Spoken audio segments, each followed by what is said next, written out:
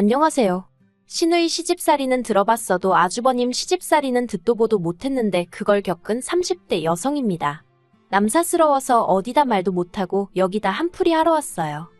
저는 비교적 경제적으로 풍족한 집안에서 자랐습니다. 친정아버지는 무역을 하셨고 친정어머니는 옷가게를 하셨는데 소위 두 분 다 대박이 났거든요. 그래서 지금은 두 분 다 여행 다니시고 운동 다니시며 여유롭게 살고 계세요. 남편과는 지인의 소개로 만났는데 연애를 시작하고 나서야 남편의 집안 사정이라던가 그런 게 좋지 않다는 걸 알게 되었어요. 하지만 그런 이유로 헤어질 생각은 못했던 게 남편과 만나기 전 2번의 연애를 했었는데 둘 다 제가 맞춰주는 연애였거든요.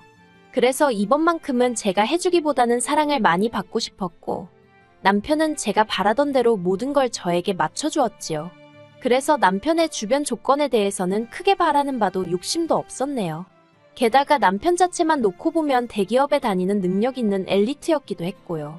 그래서 친정에서도 결혼 반대 같은 건 없었어요. 하지만 한창 결혼 이야기가 진행되면서 알게 된 사실인데 남편이 저에게 잘 맞춰주던 건 남편이 커온 환경 때문이래요.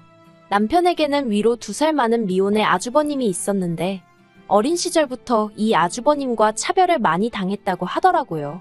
어머님 아버님은 저희 친정부모님과는 나이 차이가 많지 않았음에도 불구하고 사고방식이 정말 옛날 분들이세요.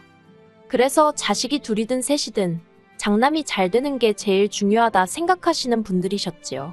그래서 어린 시절부터 남편은 장남인 형에게 많은 부분을 양보해야 했는데 그게 나중엔 몸에 배서 성격처럼 된 거예요. 그렇다 보니 때때로 남편은 자기가 원하는 게 있어도 상대가 싫다 하면 설득을 해본다던가 고집을 부리는 일은 없었고 바로 포기해버리게 된 거고요. 아무튼 그래서 결혼할 때도 장남인 아주버님이 개혼을 해야 하는데 저희가 먼저 결혼하겠다고 나선다며 집안망신이라고 결혼을 반대하셨어요. 그런데 아주버님은 이 여자 저 여자 찝쩍거리고 다니기만 할 뿐 결혼 생각도 없다고 했고 말이 좋아 사업까지 제대로 하는 일 없이 시부모님 돈이나 뜯어가는 철딱선이 없는 인간이었거든요. 그러니 언제 장가갈 수 있을 줄 알고 저희가 기다리고만 있을 수는 없었지요. 또 남편에게 말은 못했지만 여자라면 누구나 1살이라도 어리고 예쁠 때 드레스를 입고 싶잖아요. 그런데 다행히 제가 이런 일로 어머님과 직접적으로 부딪힐 필요는 없었습니다. 저는 나중에서야 알았지만 남편이 형이 장가 못 간 게 내 탓이냐, 왜 내가 피해를 봐야 하냐면서 어머님한테 크게 화를 냈다더라고요. 그런 전에 없던 남편의 태도에 어머님 아버님이 결국 결혼 승낙을 하셨고요.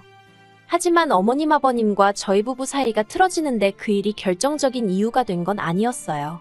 이후로 더 큰 사건이 남편을 기다리고 있었거든요.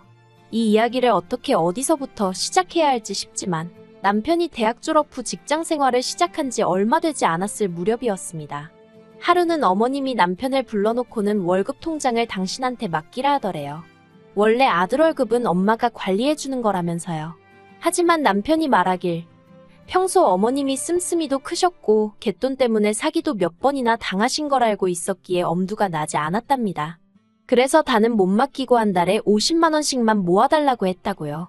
그리고 저와의 결혼을 앞두고 남편이 어머님께 그간 모아주신 돈을 돌려달라 했는데 남편 말에 따르면 이자는 고사하고 원금만 하더라도 6천만 원이라는 거금이 있어야 했대요. 하지만 어머니가 말씀하시는 건 고작 2천만 원이더랍니다. 그리고 그나마 그 2천만 원도 이미 아주버님에게 홀랑 주신 상황이었고요. 그런 사정이 있었으니 저는 물론이고 남편도 자기 부모에게 감정이 좋을 리가 없었지요.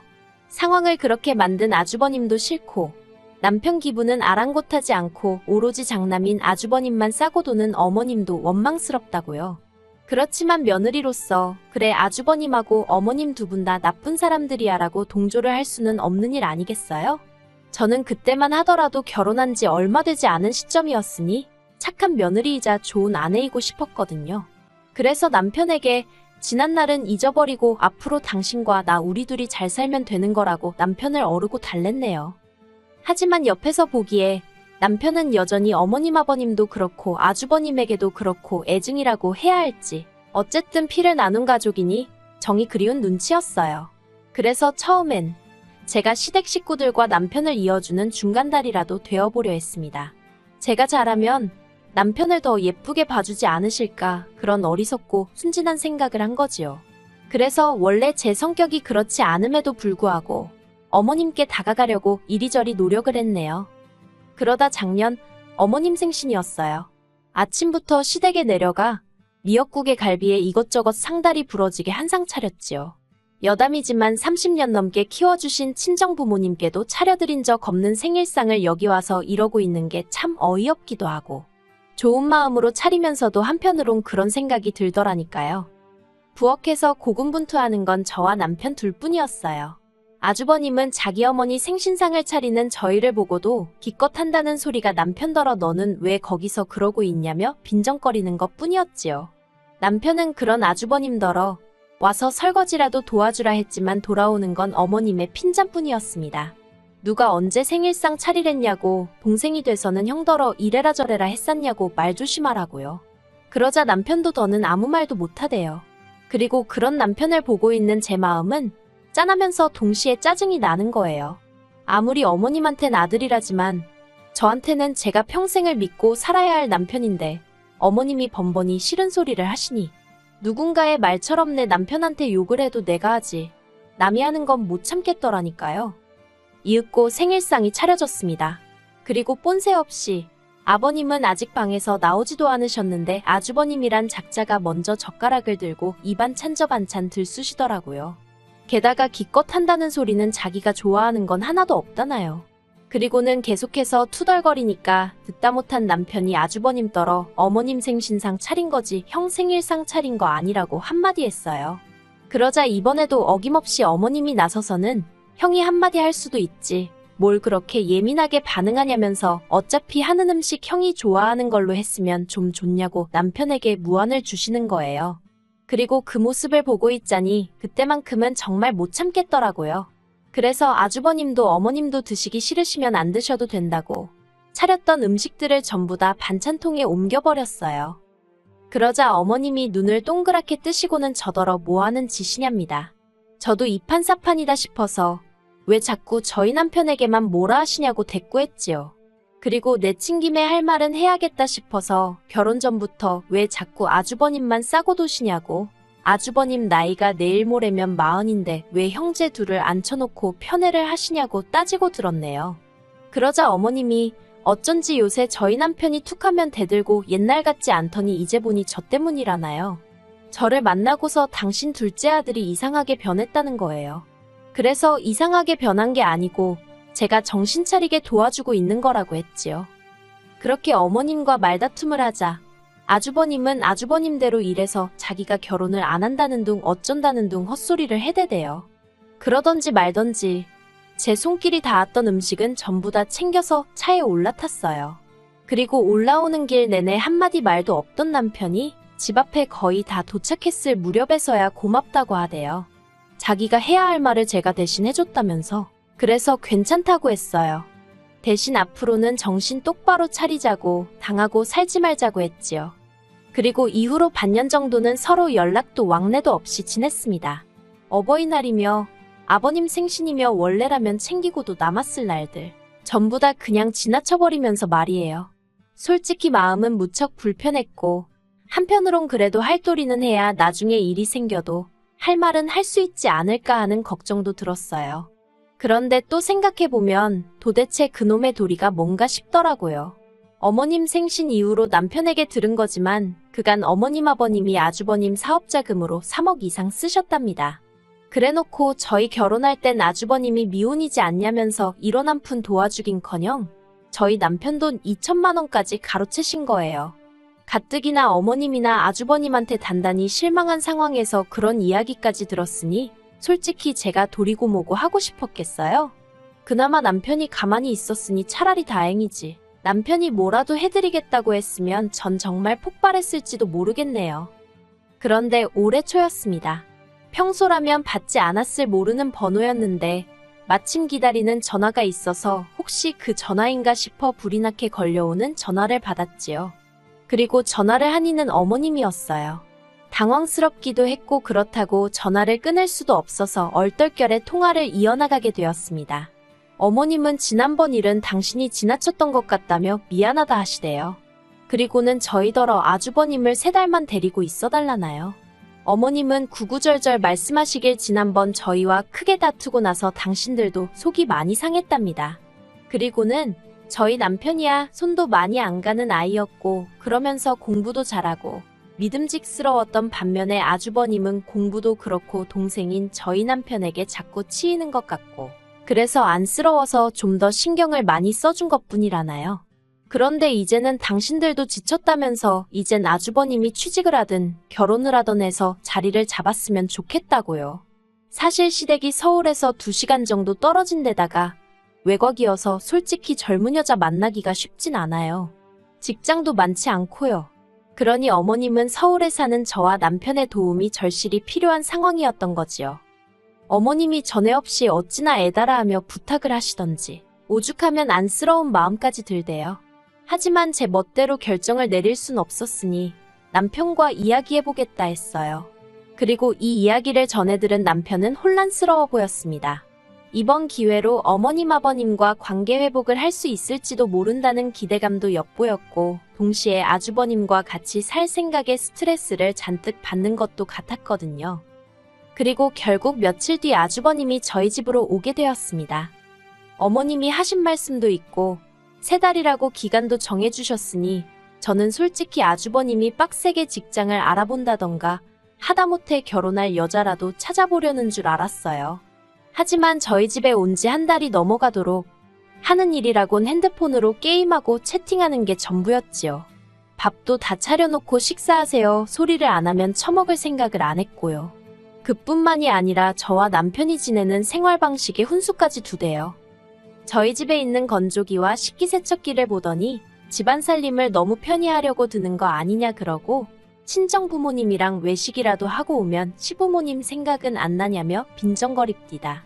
게다가 저희 집 관리비 영수증을 자기가 내줄 것도 아니면서 멋대로 펴보고는 가스비가 왜 이렇게 많이 나왔냐, 전기세도 보통이 아니다. 듣다 못한 제가 둘이 살다 셋이 되었으니 당연한 거 아니냐고 쏘아붙였어요.